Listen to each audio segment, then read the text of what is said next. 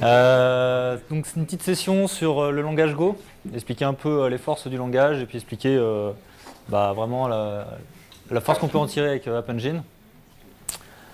Voilà, rapidement les petits logos qu'il faut, donc le Gopher,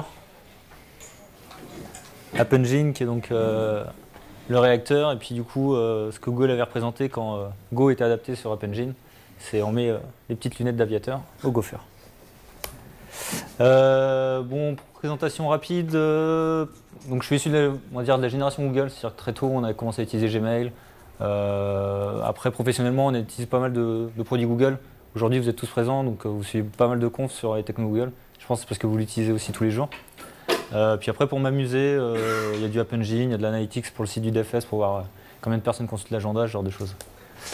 Après, vous l'avez vu, pour ceux qui étaient à la keynote ce matin, je suis président du GDG Nantes. Le gros du boulot, c'est l'organisation du DevFest. Derrière, je suis formateur Java, GWT au niveau de Zenica Nantes, et vous avez mes coordonnées. Google, rapidement, pour présenter un peu le contexte. Donc, c'est créé en 98, 55 000 employés. Une conférence majeure par an, le Google I.O. Et comme on l'a vu ce matin, pas mal de communautés. C'est pas uniquement que le GDG Nantes qui présente des technos, c'est aussi d'autres GDG dans le monde, avec pas mal d'événements. Google, c'est quoi au départ? Un moteur de recherche, mais on va dire maintenant pas que. On le voit aujourd'hui, que ce soit par exemple le classement. Donc on tape classement FC Nantes, tac, il nous sort le classement de la Ligue 1. Toujours intéressant, donc Nantes est 4e. On demande quel âge a François Hollande, voilà, il nous répond. Et pareil pour tout ce qui est données locales ou données business local, on demande un magasin. On a directement du coup la photo Street View, et s'il y a eu des visites virtuelles à l'intérieur, on peut directement visiter le magasin, ce genre de choses. Donc des choses assez intéressantes au niveau de l'utilisation. Un moteur de recherche, donc Google, c'est aussi des outils pour le web. AngularJS, Dart, c'est des conférences qu'il y a aujourd'hui. GWT, on entend un peu moins parler en ce moment. Il y a des outils pour l'optimisation, l'analyse, et puis Google est aussi impliqué dans pas mal de normes. HTTP 2.0, tout ce qui est normes W3C, HTML5, CSS3, ce genre de choses. Google, c'est aussi des data centers, un peu partout éparpillés sur le globe. Et du coup, des outils en fait basés sur ces data centers pour pouvoir optimiser leur utilisation. Donc des outils pour plus tout ce qui est compute engine, app engine, le stockage, et puis des services aussi comme BigQuery pour requêter sur d'énormes volumes de données. Voilà pour un peu vous présenter Google. Derrière App Engine, qu'est-ce que c'est là-dedans? Alors en fait, c'est simple à expliquer. C'est l'idée de se dire qu'un développeur qui aime bien développer des logiciels ne va pas forcément s'amuser à regarder l'aspect infrastructure. C'est pas forcément son dada de regarder comment on installe une base MySQL, machin truc, gérer les backups, gérer plein de choses liées à cette problématique-là. Donc l'idée c'est peut-être de se dire, développeur, autant qu'il se concentre peut-être juste sur le développement de certains aspects. App Engine, c'est la phrase, les trois mots-clés. Donc facile à construire. Les API sont dispo dans pas mal de langages, donc PHP, Go, Python et Java. Donc il y a des API pour chaque. Après il y a des petites différences au niveau des API, mais il n'y a pas forcément grand-chose. Easy to manage, donc il y a pas mal d'outils directement en ligne de commande. Et easy to scale, c'est vraiment là l'idée d'App Engine, c'est tirer la force du cloud de Google pour pouvoir être complètement élastique et profiter des montées en charge. C'est des détails, mais par exemple le site du DevFest a eu pas mal de connexions régulières, on va dire 200 connexions par jour tout au long du dernier mois. Et puis pile poil hier, je pense que tout le monde a consulté l'agenda. Voilà, il y a eu 2000 visites dans la journée. Donc on était sur les quotas gratuits, et puis les quotas gratuits, j'avais pas mis en place le billing, puis du coup on a eu un beau message ouvert quota. C'est un détail, mais du coup on a en moyennant un petit paiement, donc en fait les 1 giga de bande passante bloquant en sortie. 1 giga de bande passante, après quand on passe en mode payant, c'est 12 centimes de dollars, donc c'est pas forcément non plus super cher. Et donc du coup je pouvais monter jusqu'à, si on montait à 6000 visites, ça me coûtait à peine 36 $, 24 même, puisque du coup il y a toujours les quotas gratuits. Donc des choses assez intéressantes. Donc voilà, l'idée d'App Engine, c'est se concentrer sur ce qu'on veut faire, donc c'est-à-dire vraiment l'applicatif, vraiment on va dire le fonctionnel de l'application et la productivité du développeur. En détail rapidement, plusieurs langages supportés, du monitoring via une console HTTP. Au niveau de localisation des données, donc il y a des data centers aux États-Unis, en Europe. Voilà, il y a des trucs toujours sympas comme la notion de tâcheron, on peut faire des trucs, des traitements réguliers. Et puis le dernier point qui est intéressant, c'est que c'est un produit mature. La bêta, c'était en avril 2008, donc c'était quand même il y a assez longtemps, donc ça fait voilà, 5 ans quand même que le produit est en version release, si on peut dire. Après, c'est aussi pas mal de services.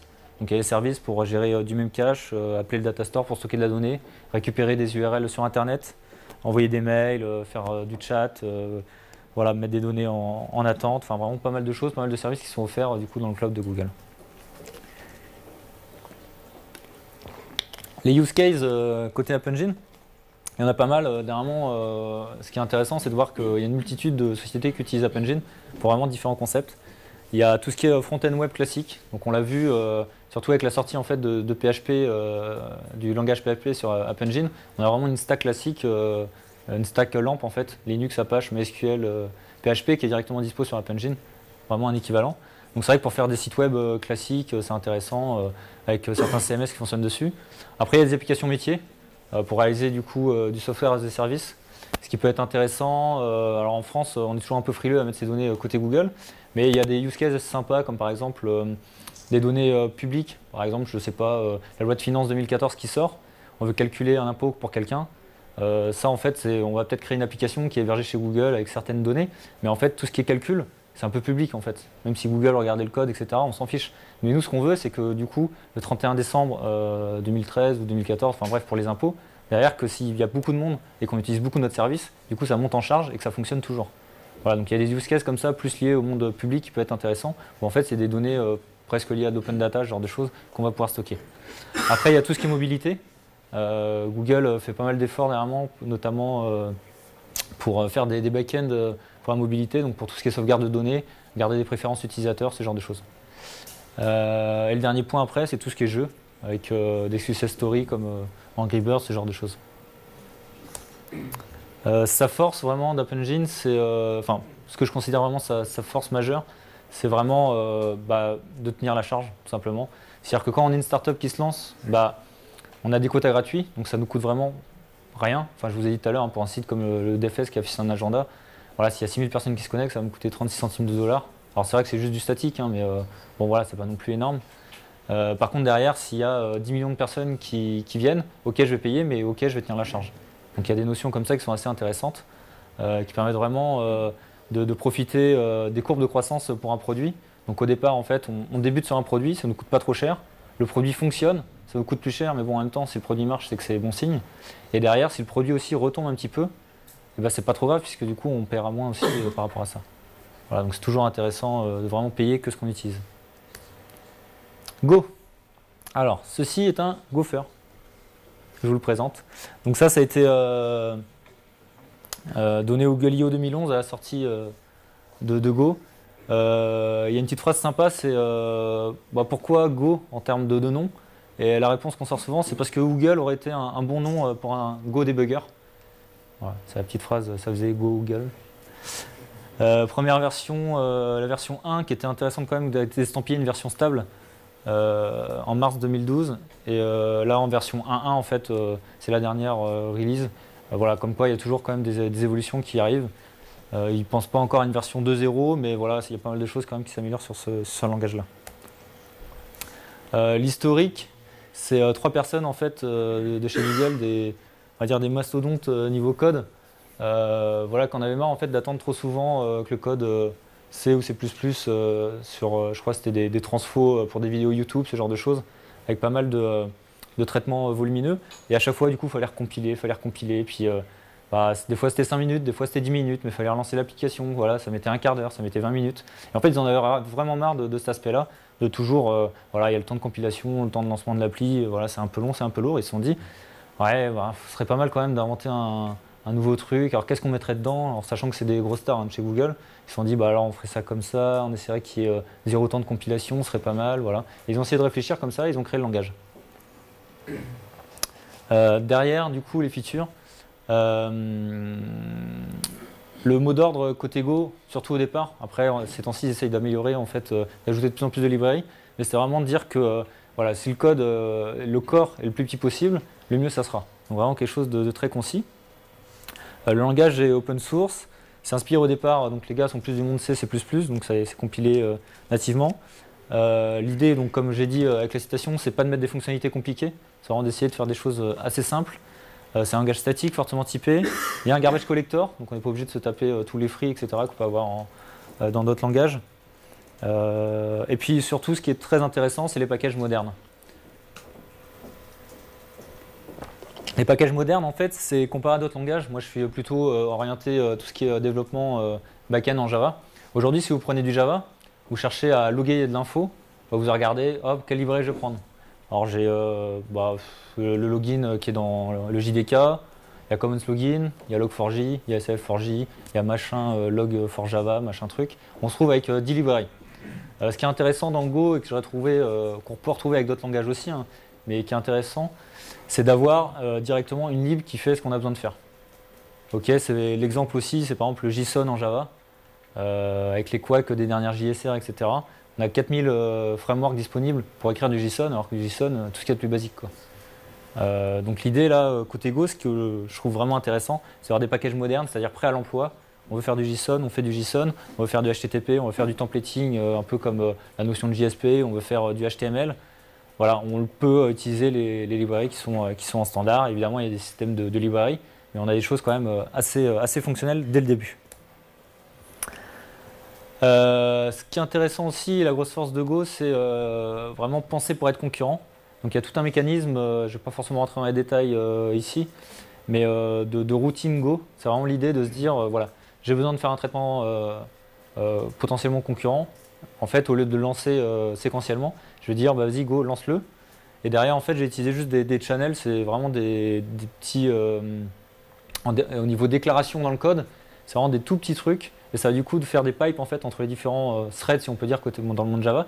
Et du coup, ils vont pouvoir communiquer vraiment très simplement entre eux. Ce qui change de tout ce qu'on peut avoir dans les sémaphores, les mutex, ce genre de choses. Donc des choses assez simples. Pour info, c'est disponible sur Windows, Linux et Mac. Donc quelque chose qui, voilà, et qui est à peu près dispo sur toutes les plateformes. Ce qui est très intéressant aussi, c'est la communauté qui est grandissante. Je ne sais pas si on voit bien, mais en fait, il y a plus de 11 000 membres sur la communauté Google+ du langage Go. Derrière, à titre de comparaison, Angular vient juste d'arriver à 10 000 membres sur la communauté AngularJS qu'il y a sur Google+. Ça montre vraiment un ratio aussi, c'est-à-dire qu'il y a beaucoup de monde qui suit AngularJS, hein, vous savez que c'est vraiment à la mode, etc. Mais au final, sur Go, il y a beaucoup de monde aussi. Ce qui est intéressant de voir, c'est que derrière, il y a vraiment une communauté, donc il y a vraiment de l'émulation. Il y a beaucoup de projets qui sortent open source pour faire des choses. Voilà, il y a des notions vraiment de communauté qui s'agrandit, voilà, un projet qui vit. Et derrière, du coup, pas mal de ressources pour chercher des librairies, trouver des librairies. Un petit tour du langage rapidement, ouais, c'est à peu près lisible. Voilà, je ne vais pas forcément rentrer dans le détail, mais c'est juste pour montrer un peu l'écriture. Là, la session, c'est pas forcément de vous montrer que du code, mais vous expliquer vraiment en quoi le langage est sympathique, en quoi il s'allie avec App Engine vraiment de façon formidable. Donc il y a des choses intéressantes comme les tableaux, les slides, où c'est en fait des tableaux, on ne donne pas la taille, on peut directement les ajouter dedans, des boucles for assez simples. Voilà. Le langage est globalement, en tant que développeur Java, bon, on a toujours un petit peu la première barrière du langage. Mais une fois qu'on s'y met un petit peu, qu'on prend des exemples sur le net, au final le langage est assez vite imprégné. On a quelques difficultés vraiment au début, mais la courbe d'apprentissage, je pense, globalement est assez rapide. Des exemples, par exemple, faire une réponse HTTP. Donc là, en fait, on va importer côté Go net HTTP. Derrière, on va initialiser, donc ça va être quand on va lancer le programme, on va lui dire, bah, enregistre cette URL-là sur ce handler. On va déclarer le handler derrière et puis on va écrire dans la sortie hello gopher. Voilà, donc ça c'est tout simple. Ça prend voilà, une dizaine de lignes. À lancer, il suffit juste de cliquer sur compiler et lancer dans Go et ça fonctionne, quoi. Donc ça c'est pas mal aussi, c'est que ça rejoint un peu tout ce qu'on voit dans le monde Java qui arrive.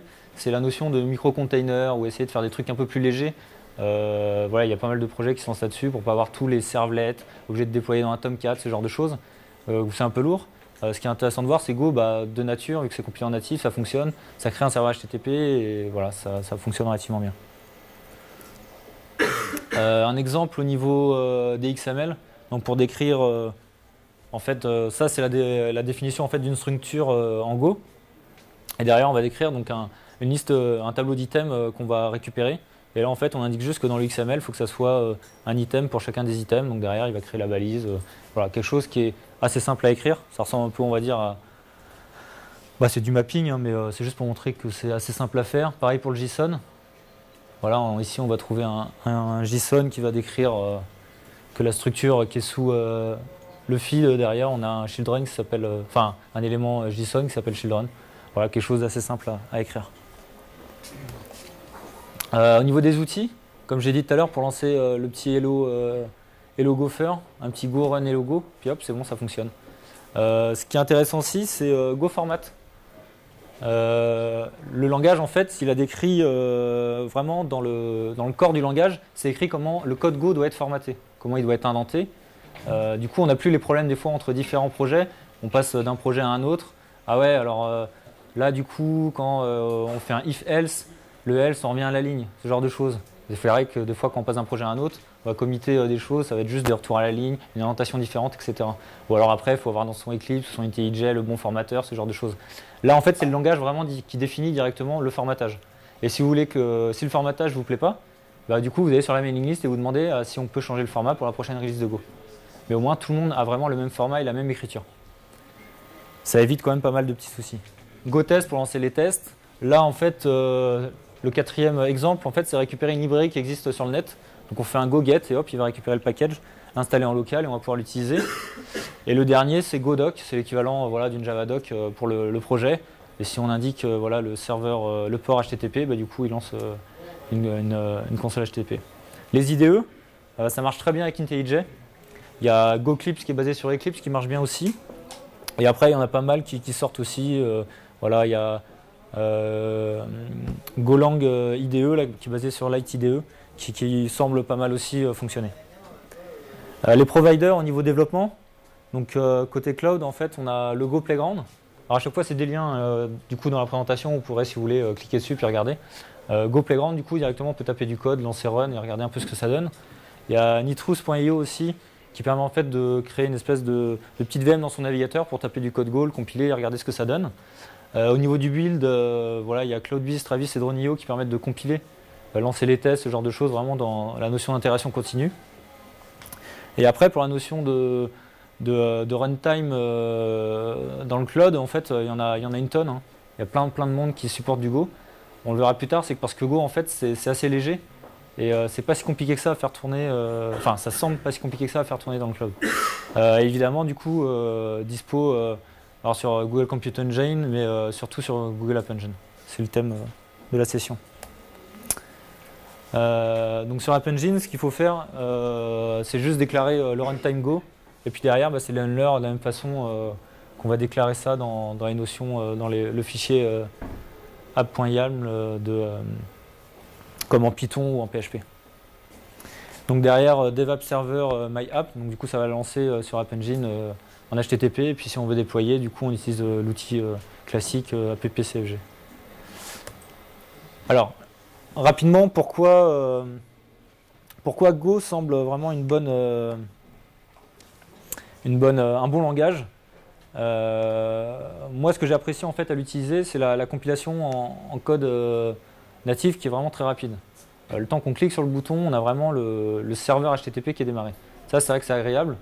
On a pas mal de langages, chaque fois on voit quand même que voilà, l'IDE, on voit des traces, ça se met en place, ça se met en place. Là vraiment, on peut vraiment débugger, tester très rapidement.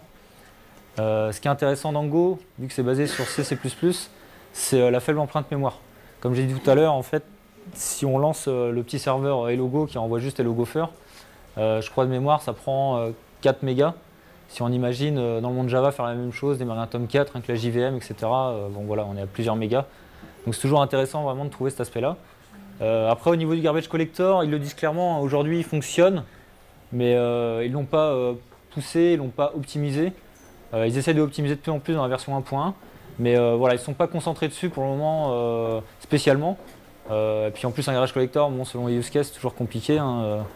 Enfin Sun, maintenant Oracle a mis pas mal de temps à développer et à améliorer son garbage collector. Ce qui est intéressant de voir aussi, c'est qu'il y a pas mal de monde qui commence à l'utiliser pour de la cross-compilation. On peut compiler Go pour des processeurs ARM, etc. Il y a pas mal de monde sur la mailing list qui demande quand est-ce que c'est dispo pour Android, etc. pour faire des petits traitements qui soient vraiment optimisés au lieu d'utiliser le NDK. Un autre avantage, c'est les traitements parallèles, comme j'ai dit tout à l'heure. On aura un exemple après sur App Engine, mais on peut facilement faire un traitement parallèle pour déclarer du coup quand est-ce qu'on veut que le traitement s'arrête, ce genre de choses. La dernière chose, c'est que c'est un langage assez concis. Donc moins de lignes de code des fois pour faire la même chose. Souvent, du coup, potentiellement à l'écrire en moins de temps. Le moins de temps, je dirais qu'on le gagne surtout, comme je l'ai dit, dans la phase de compilation, de test. Voilà, quand on est développeur, souvent on lance pour faire ses petits tests, regarder comment ça fonctionne. Voilà. Et du coup, c'est un compagnon parfait pour App Engine. Parce que vraiment, il démarre très très vite. Et comme je l'ai dit, après au niveau du runtime, il est très rapide, très peu de consommation au niveau de la mémoire. Donc c'est très intéressant par rapport par exemple au support Java sur App Engine. Sur App Engine, souvent, si on code mal son application en Java, voilà, si on ne connaît pas tous les petits tips qui sont intéressants pour voilà, faire en sorte que son application soit optimisée sur App Engine en Java, on va avoir des temps de warm-up. Alors les temps de warm-up, peut-être que j'explique d'abord, c'est quand en fait on a une instance qui est déjà démarrée. Il y a tel moment qui vient sur App Engine qu'App Engine va démarrer notre instance à côté. Et le temps que cette instance soit dispo, il y a un petit temps en fait de latence qui est potentiellement de charger le class loader Java, de préparer les classes. Si on fait du Spring, ça va être potentiellement de scanner tous les éléments.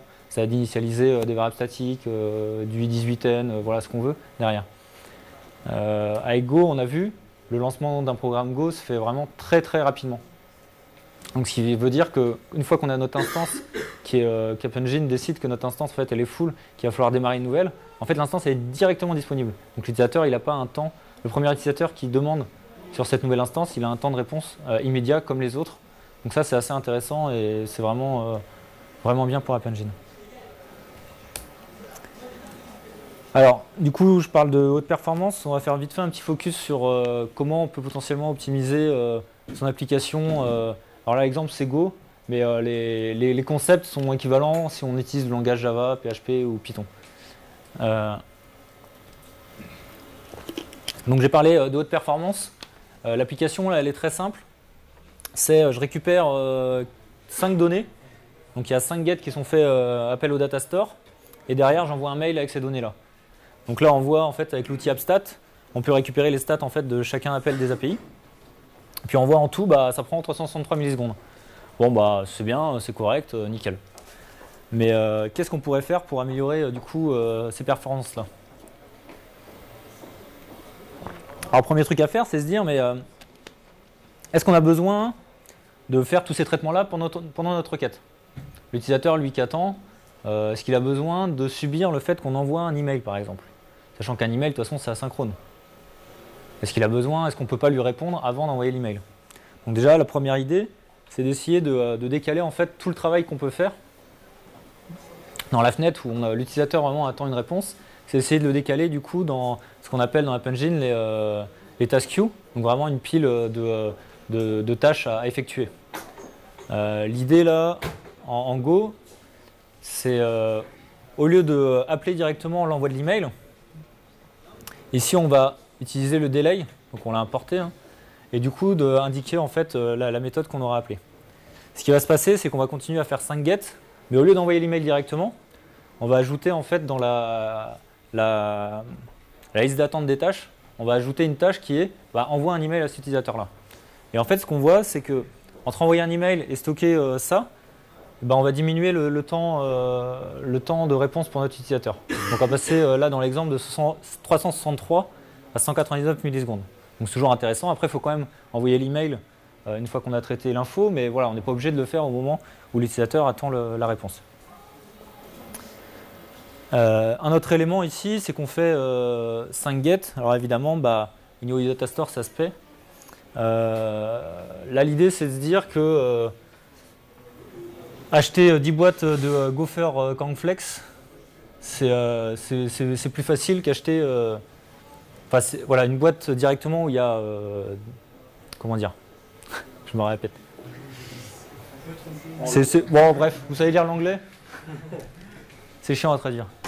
Voilà. Donc l'idée, c'est de se dire, bah, au lieu de faire 5 get, on va essayer d'en faire un seul. Donc là, je le répète, hein, c'est valable pour tous les langages, hein, au niveau d'App Engine.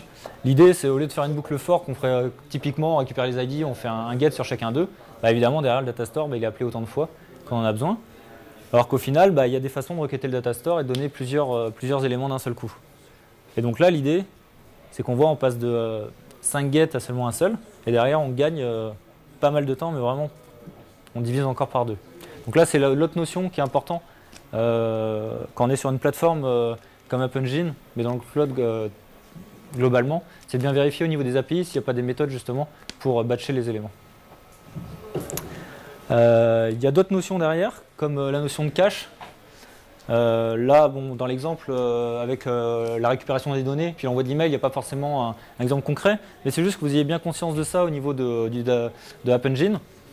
On a 3 niveaux de cache, 3 niveaux, on va dire, de persistance.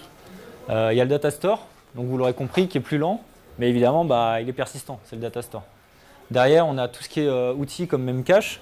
Alors Memcache, c'est intéressant parce qu'il est partagé entre les instances, mais derrière, il est cotemporaire. Il peut ne pas être disponible, l'instance peut ne pas l'avoir sous le coude. Donc derrière, bon, faut prévoir quand même que voilà, on continue à faire les choses. Mais bon, voilà, s'il est dispo, bah, on va gagner en temps. Et le dernier point, c'est utiliser bah, directement dans notre code des pointeurs, de la mémoire. En Java, je sais pas, une URList, en Go, voilà, un slice, où on peut garder des petits éléments. Ça, forcément, c'est assez temporaire. Et c'est plus limité dans le sens où on ne va pas stocker tout le datastore dans une classe Go pour essayer de répondre plus rapidement. Ce serait complètement débile. Mais ce qui est intéressant toujours à conserver l'esprit, c'est voilà, le temps de lecture pour chacun d'eux. Et on voit qu'il y a quand même des belles différences.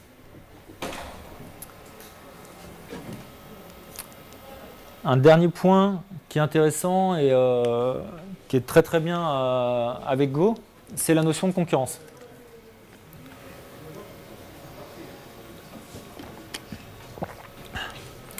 Là, l'idée du code, c'est de se dire, dans la philosophie, c'est j'ai quelque chose à faire. Et une fois que j'ai récupéré un élément du datastore, je vais vouloir le stocker dans le même cache. Comme ça, la prochaine fois que je le rappelle, bah, voilà, s'il est dans le même cache, bah, je vais gagner en temps, quoi. Donc du coup, je vais pouvoir le récupérer et l'utiliser directement. Mais ce qu'on montre ici, c'est que potentiellement, même cache, au moment où on va pouvoir mettre l'élément dedans, ça va coûter. Et l'idée, c'est pas forcément de pénaliser l'utilisateur qui va du coup insérer la donnée dans le même cache. Et là, ce qu'on va voir, c'est qu'avec Go, on va créer en fait un channel. Donc c'est ça, là c'est done. Et on va dire la première fonction, on va dire, c'est on va essayer de setter la valeur dans le même cache. Donc clé valeur. Et si c'est bon, bah, du coup, on va mettre dans le channel, on va mettre la valeur true, comme quoi on a bien effectué le travail. Et pour finir, on va indiquer à la requête, en fait, essaye de faire le premier truc qui arrive. Donc soit le traitement a été fait, soit on attend 3 millisecondes. Ce que ça veut dire en clair, c'est que l'utilisateur, donc il va envoyer la requête, on va récupérer un élément du datastore, on va pouvoir le stocker dans le même cache. Si même cache n'est pas forcément dispo, s'il répond mal, c'est parce qu'il y a trop de demandes, etc. au niveau de la réponse, au niveau du cloud, ça répond mal. L'idée, c'est de se dire, bah, on ne va pas forcément bloquer l'utilisateur, c'est pas grave, le même cache, on stockera ça une autre fois, etc. Donc là, on peut limiter à 3 millisecondes. Et du coup, le prochain utilisateur, forcément, il se retapera le temps du datastore, mais on ne va pas du coup bloquer l'utilisateur qui est en cours. Donc c'est des notions comme ça où on peut très facilement gérer la concurrence avec Go. Par rapport à du classique Java, on passerait directement le timeout dans l'appel d'un cache. Là, ça n'existe pas. Au niveau de l'API, si, je pense. Mais là, c'est plus pour un exemple, ouais. Je pense qu'en plus, il doit avoir, dans le set là, de Go, il doit avoir aussi la notion de timeout au niveau du même cache. Mais c'est juste que, voilà, c'est juste pour l'exemple, on pourrait faire autre chose. Stocker la terre, enfin un fichier Excel dans le datastore serait à peu près la même chose. Voilà, donc ça, ces notions-là, c'est une vidéo High Performance with Go en App Engine que je recommande vraiment pour présenter un petit peu les tips, les notions qui sont intéressantes à opérer pour améliorer son application sur App Engine. Dernier point, c'est vous parler un petit peu du langage et des success stories. Donc en fait, en gros, aujourd'hui, c'est de se dire bah, qui utilise Go. Alors Go, bah, on l'a pris dernièrement, il y a Couchbase qui a sorti son dernier langage de requêtage qu'on appelle, donc c'est Nickel, je crois, qu'il faut prononcer. Derrière, du coup, ils ont développé une surcouche en Go pour appeler Couchbase. Donc c'est intéressant de voir qu'il y a quand même un produit qui est en pleine évolution en ce moment, qui utilise quand même Go pour essayer d'améliorer les performances. Donc là, il n'y a pas vraiment de témoignage, j'ai pas réussi à choper de bons articles qui expliquent ça, mais ils ont quand même choisi le langage Go, donc ça a regardé quand même comment ça évolue à ce niveau-là. Un autre témoignage, c'est Iron.io. En fait, ils font pas mal de choses au niveau de tout ce qui est messaging, worker, cache. En fait, ils ont un équivalent d'un même cache qu'ils ont sorti. RNMQ, c'est du messaging. Et tout ça, en fait, dès le début, ils sont basés sur le langage Go. Ils ont écrit 2 articles très intéressants. La première chose, c'est comment ils sont passés de 30 serveurs à 2. Alors, ça fait un peu bizarre, mais ce qu'ils montrent, c'est qu'ils utilisaient beaucoup du Ruby. Et du Ruby, du Groovy, je crois. Et au final, ils avaient quand même par rapport à la demande qu'ils avaient, à l'évolution de leurs produits. Donc on va dire à la phase startup, hop, ça montait bien. Il y a de plus en plus de monde qui utilisait leurs produits. Et ils étaient obligés d'instancier beaucoup de serveurs régulièrement. Donc tous les mois, ils rajoutaient 5 serveurs. Puis ils se sont dit, c'est pas possible quand même, on va pas continuer comme ça indéfiniment.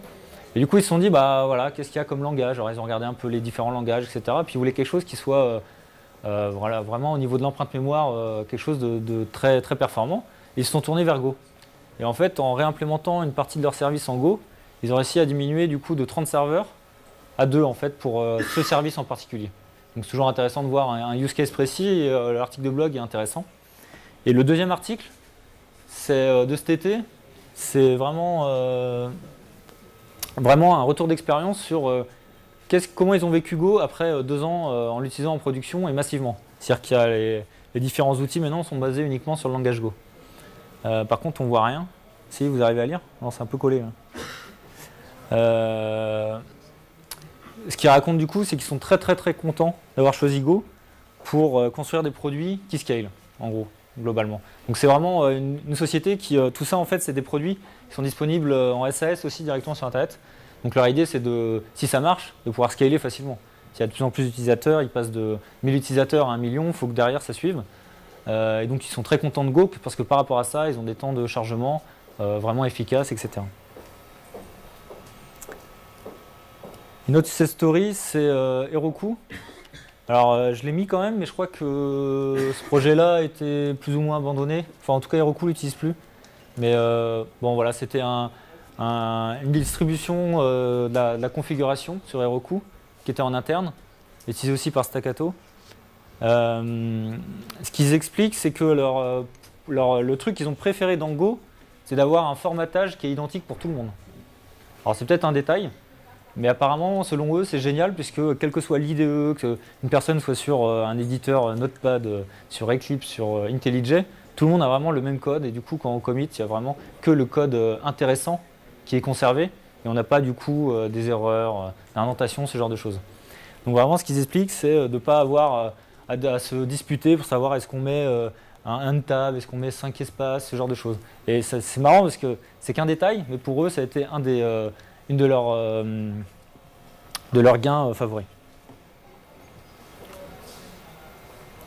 Une autre success story, c'est SoundCloud. Donc eux, ils utilisent énormément Ruby on Rails, et dernièrement, ils se sont mis à utiliser Go pour leurs produits. Alors eux, ce qu'ils racontent, c'est ce qu'ils adorent, c'est de pouvoir sortir des features, des fois en 1 heure. Alors l'exemple exact, c'était avoir une bêta pour, un produit en bêta, une offre premium, etc.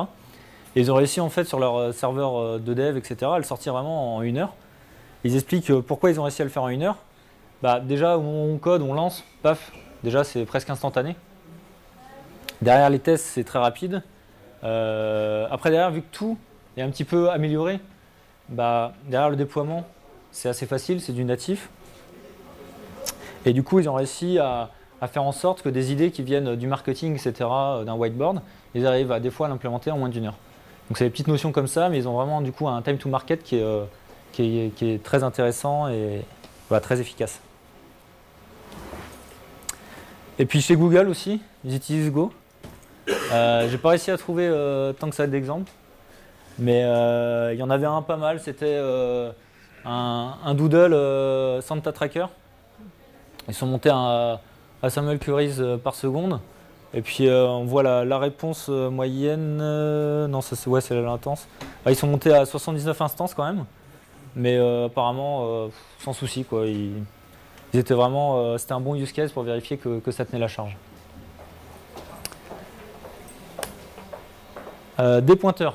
Alors des pointeurs, j'en ai pas mal. Déjà le site officiel de Go, où vous pouvez trouver toutes les ressources. Il y en a un autre qui est très intéressant, qui explique... Tac, non, c'est pas ça que je voulais faire.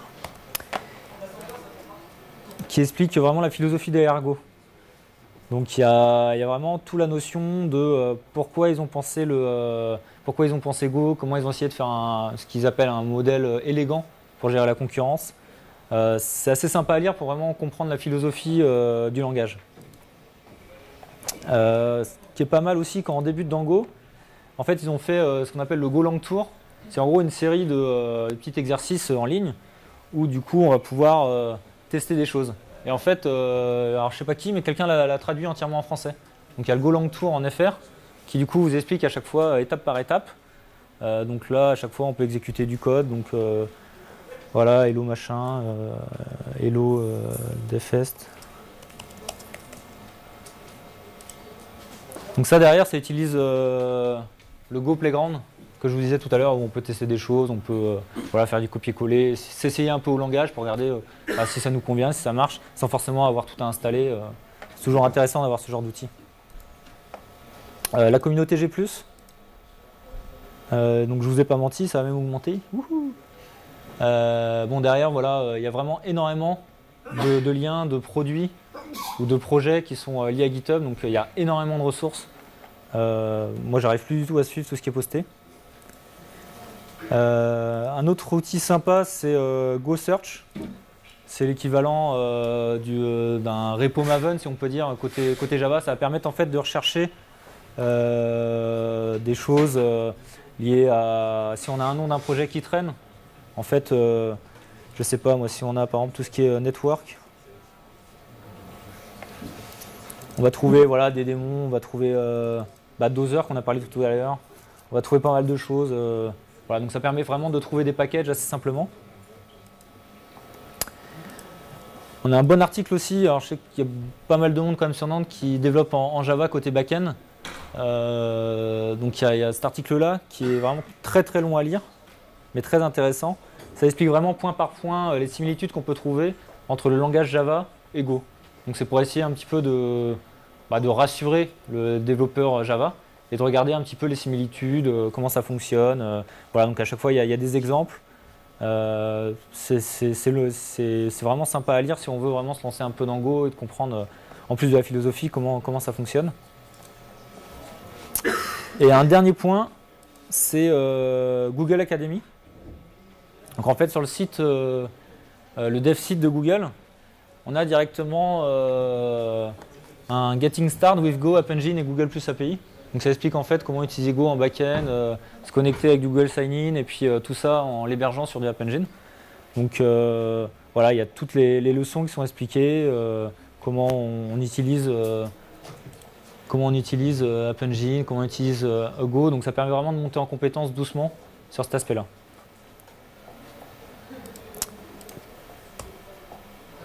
Moi, ma conclusion, c'est que Go peut être vraiment un très très bon langage pour le futur. Il y a des notions... moi, je fais beaucoup de Java. Des fois, Java, j'en ai un peu marre. Trop de jar, class loader, blabla, c'est long, il y a 40 000 libs. Go, ce qui est pas mal, c'est que c'est vraiment efficace. Alors après, on peut pas tout faire, c'est pas le langage parfait. Il n'y a rien d'extraordinaire dans Go. Il n'y a pas la feature de malade qui fait un truc de folie. Mais c'est un langage qui marche bien. Il y a tout ce qu'il faut de base dedans, c'est un langage moderne, conçu pour gérer la notion de concurrence vraiment dans son modèle. C'est un bon langage, je pense, pour le futur. Et justement, le tester avec un Engine, ça permet de vérifier. Si on est développeur Java, on peut faire un petit POC, regarder un petit peu sur deux instances différentes, un peu comment ça se comporte, et voir que Go, en fait, se comporte très très bien, et c'est pas si compliqué que ça de s'y mettre. Voilà, merci.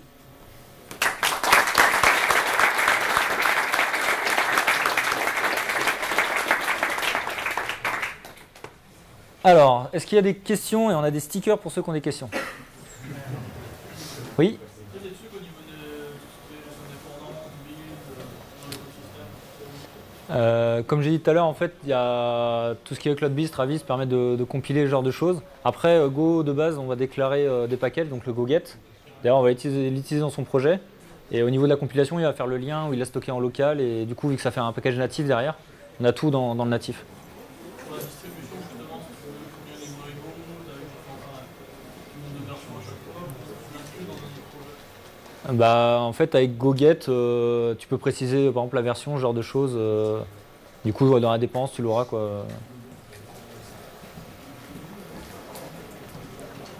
Après, c'est pas non plus comme le monde Java où on va voir un war avec WebInflib avec toutes les libres dedans. Là, ça va vraiment faire un package natif du coup, donc c'est un peu différent aussi. T'as gagné un sticker. Quelqu'un a une autre question? Au niveau base de données, ça se passe comment? Alors, à niveau base de données, ça marche plutôt bien. Aujourd'hui, il y a pas mal de drivers qui ont été développés. Alors, les drivers ne sont pas dans le core. C'est-à-dire qu'en fait, ils filent les classes pour créer son driver, un peu comme souvent. Hein. Dans le monde Java, c'est la même chose. Donc, il y a toutes les interfaces, on va dire, de base pour créer les drivers, communiquer du coup dans Go. Et derrière, c'est à chaque constructeur ou personne motivée par l'open source de créer son driver. Donc aujourd'hui, les drivers pour tout ce qui est MySQL, enfin toutes les bases un peu open source, il n'y a pas de souci, ça fonctionne bien. Après, il y a encore quelques couacs avec des bases de données un peu bizarres ou du ODBC, ce genre de choses. Mais après, voilà, c'est tout à chacun de trouver son bonheur. Mais les gens qui font du Go rarement communiquent avec une base MS SQL, enfin ça dépend des cas, mais oui. Et l'interfaçage avec par exemple du C ou C++, ça se passe plutôt bien? Alors il y a pas mal de projets, surtout au début en Go. Ce que faisaient les gens, c'est ils prenaient un projet C++, ils faisaient juste un petit wrapper, ils disaient ouais j'ai sorti un nouveau package en Go. Wouh. Mais bon au final on ne profite pas de toute la puissance du langage, etc. Donc il y a beaucoup de projets du coup qui sont en train d'être remis en Go. Mais Go vraiment est inspiré du C++ et communique avec enfin au final ça utilise, on peut utiliser GCC, etc. pour compiler du Go. Donc on peut vraiment appeler du Go derrière. Enfin, Go appelé du C. Il y avait une autre question. Il y a pas mal de trucs qui me rappellent un peu Node.js et tout ça, notamment le fait qu'il y ait l'air d'y avoir un serveur HTTP dans Go directement. Est-ce que tu peux quand même plugger facilement ton appli Go sur un serveur Apache ou Nginx? Bah, Go vraiment là aurait... Alors après, Go peut fonctionner du coup un peu comme ce qu'on a les scripts CGI ou du Perl, ce genre de choses. On peut utiliser du Go pour essayer d'appeler du Go. Mais derrière, en fait, c'est pas forcément la philosophie. On va plutôt avoir Apache qui va dédier vraiment tous les fichiers statiques web.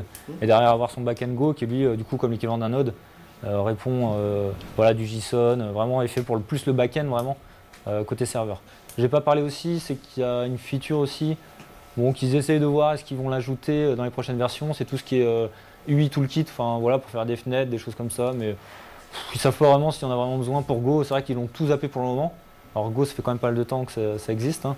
Mais voilà, ils hésitent à essayer d'ajouter un package pour tout ce qui est voilà, design, enfin tout ce qui est UI sur les plateformes. Au niveau de l'évolution du langage, ils n'ont pas de problème de compatibilité sur mesure des versions, la base de code on va dire, les packages Bonne question. Alors je crois qu'en 1.1, il y avait en fait tout le début, ils étaient compatibles. Enfin, tant qu'il n'y avait pas de 1.0, de toute façon, c'était acheté. Enfin, ça bougeait, ça jetait, etc. De la 1.0 à la 1.1, je crois qu'il y a eu des trucs déprécated. Mais bon, comme souvent, ils essayent de faire en sorte que ce soit compatible. Hein. Mais en 1.1, ils n'ont pas changé tant que ça de choses. Hein. C'est plus le mécanisme interne de tout ce qui est concurrence d'accès, garbage collector, qui maintenant aussi ils essayent d'améliorer. Du coup, en fait, pour ton code à toi, c'est transparent.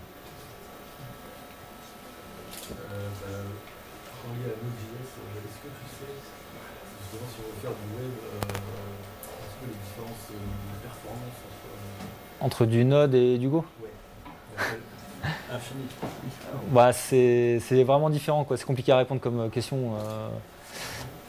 En fait, l'idée, c'est pas forcément de parler du runtime, de la différence au niveau runtime des performances. Il faudra avoir des benches, et puis selon le cas, ce serait vraiment complètement différent.